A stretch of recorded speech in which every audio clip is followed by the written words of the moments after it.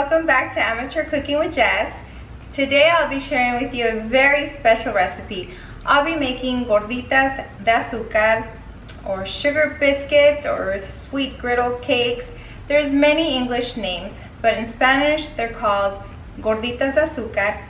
And gordita literally means fatty, and it refers to the thickness of the biscuit.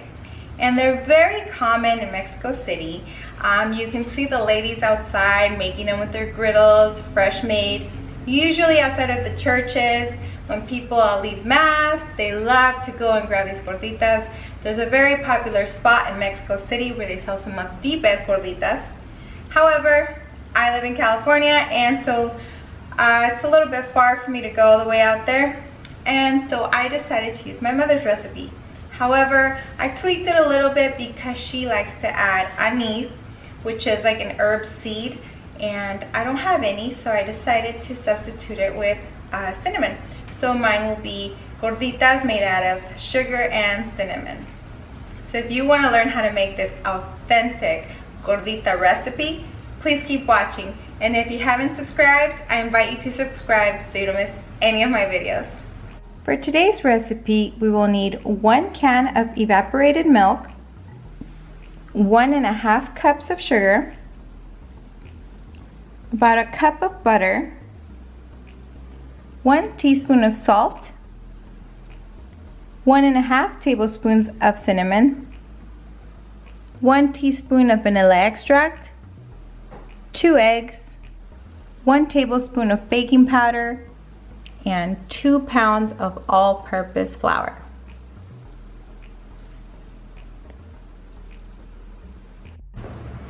Alright guys, so first thing we're going to do is we're going to get our flour, and we're going to add our salt. Mix it in there. We're going to mix our baking powder. So all the dry ingredients need to go in first. And I got this cute little whisk at Bed Bath & Beyond. Super convenient. Next, I'm going to add my cinnamon. And the cinnamon is optional, and also you can add more or less of it. Same thing with the sugar. If you don't like them very sweet, you can just do half a cup of sugar instead of 1.5 cups. And if you like them super sweet, you can just add more sugar. Next thing we're going to add is our sugar. And I'm doing 1.5 cups because I am doing 2 pounds of flour. This should yield about 20 gorditas, give or take.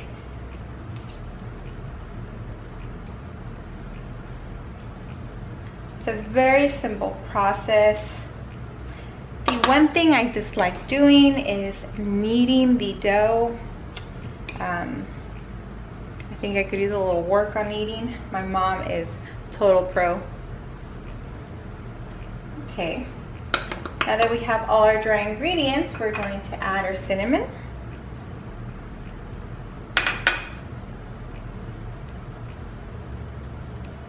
And I should mention that the last thing we add will be the milk. So now I'm going to add the stick of butter.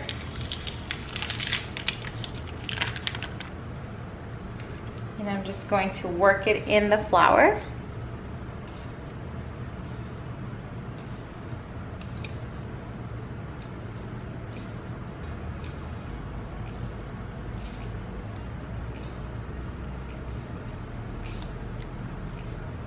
And my butter, my stick of butter had been out for a while because I wanted it to be nice and soft. Now in place of butter, you can use vegetable oil as well. Okay. Next we're going to add 2 eggs.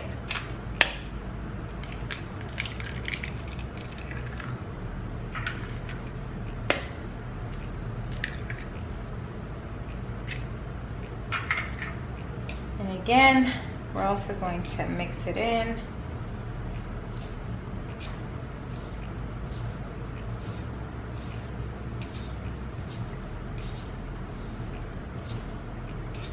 This is a very, very important process. It's a very messy process, but it's very important that you mix it in very well.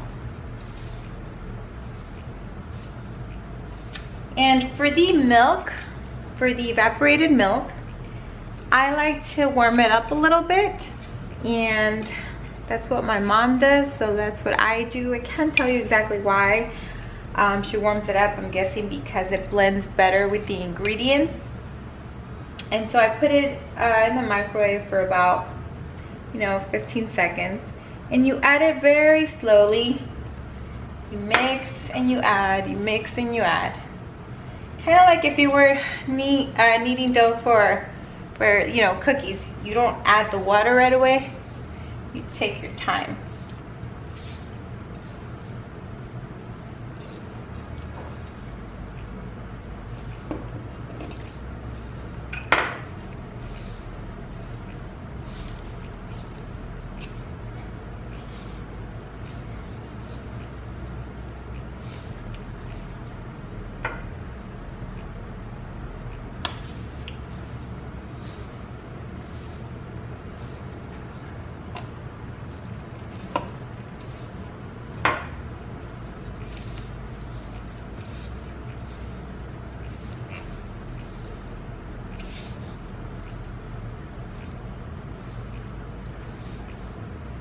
And I'm starting to get that dough consistency, as you can see.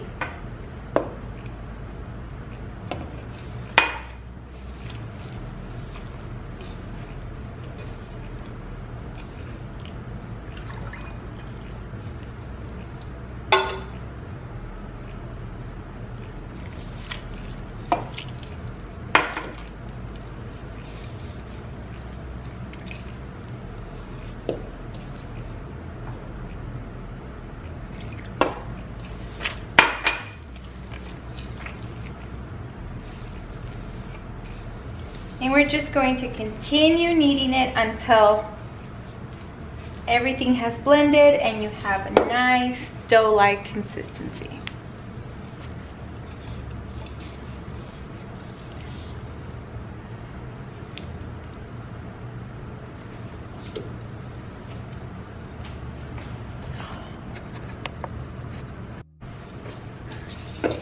Alright guys, so after about 10 minutes of mixing, this is what it should look like. And what we're going to do is we're going to put it back in our little bowl, cover it up. We're going to let it sit for about 10 minutes. Then we can start making our gorditas. Alright, so it's been about 10 minutes that I let my dough rest. And now what I'm going to do is I'm going to make little balls, little dough balls, so that I can flatten them and put them on my griddle. And you can make them as big as you'd like. Mine are about the size of my palm, because it all depends on how thick you want them. I like mine a little thick, and I'll make some thin ones so you can see the difference. So I'm going to make a few, and then I'll move on to the next step.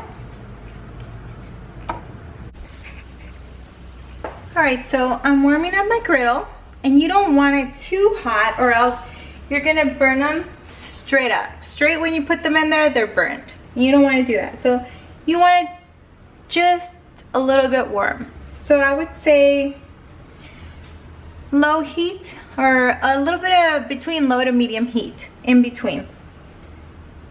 And this is my tortilla maker. And so I actually ran out of the paper for the tortilla, so I had to improvise. And I grabbed the bag from Home Depot, I washed it, and I created this little block for the sake of doing this recipe. And so the first thing I'm going to do is I'm going to grab one of my little balls. Now you can do it by hand, or you could just put it in here and just flatten it just enough to where it's still a little thick. So, see? It's still a little thick. I don't know if you can see. There we go. And if you want it flatter, you just go ahead and flatten it a little bit more. This is just for the sake of speeding the process up. I'm all about speeding up the process, as you guys know. So then we just put them on our griddle. And we continue to do this for all our little balls, depending on how many you're trying to make. It's just me and my fiance, so I'm not trying to make that many, and he's not here. He's actually traveling, so I'll probably take some of these to my coworkers, see if they like them. So this is just much simpler to do than by hand. If you want to do it by hand, you simply just press them and continue to press and mold. And you know what, guys? I don't want to do that. So this is going to be my thin one, so you guys can see the difference.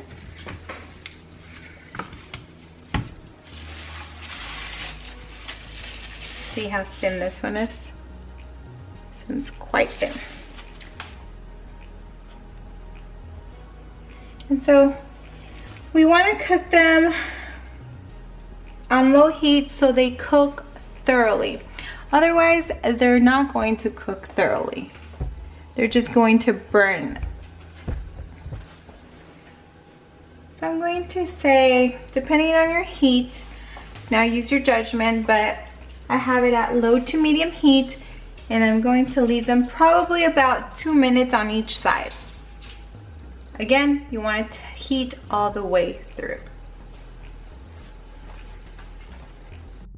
All right, so it's been about 3 minutes. I'm going to start turning them, and you'll see a nice golden brown coloring. Now you can turn them by hand, or you can also use a spatula. My boyfriend and my fiance loves to use spatula for tortillas. I'm used to just flipping them by hand, but whatever you're most comfortable with.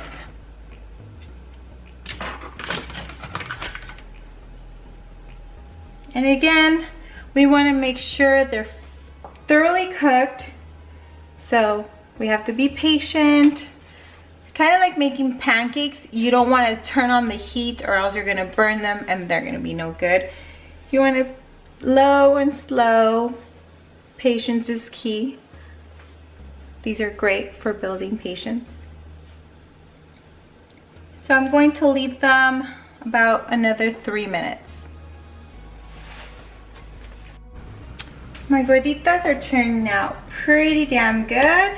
This is what they should look like when they're about cooked on one side. You can see this one's still a little raw on the edges. This one is fully raw, and you can tell by the color. These are almost ready. All right, now I've decorated these gorditas with sweetened condensed creamer. And I've decorated these with confectioner's sugar. You can put toppings on it, or you can just leave it as it is. They're already sweet as they come. However, if you like them a little bit sweeter like I do, you can add either one of these, or you can even add chocolate syrup. But they look delicious.